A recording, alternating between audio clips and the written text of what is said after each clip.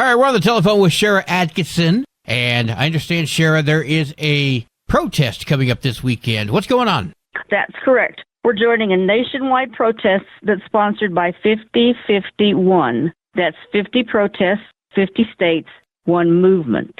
You need to make your voice heard so politicians will know we're unhappy with the state of the U.S. And we're the laughingstock of the world. First felon of the United States cannot make up his mind about tariffs, and the stock market is bombing. I personally fear for our democracy, and protesting is the way that I can make my displeasure known. Now, Shari, we both know that approximately 50% of the nation's population is in full support of what's going on. What would you say to them? It's not exactly 50%. When you look at the people who didn't vote in the November election, it's certainly not 50%. Most of the United States sat home instead of getting out and voting. But he did win the election, I have to admit that. But I'm still allowed to express my displeasure.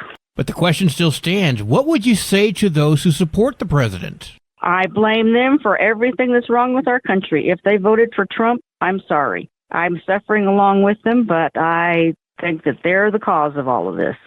If somebody wants to participate in this protest, what do they need to bring with them? Okay, you can bring a sign if you have a personal, something that you want to say personally, or I have signs left over from all the protests we've had, and you might bring some water. It's supposed to be a little windy Saturday, but we're going to hang on to our hats and do it. It's going to be at noon at 10th and White Sands.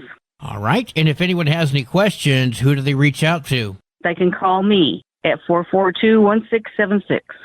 All right, Shari, before I let you go, any other things you want to say to the people? Just come out and let your voice be heard. Since the Democrats are in the minority, there's not a whole lot we can do, but we can certainly make noise. And I'm going to be there.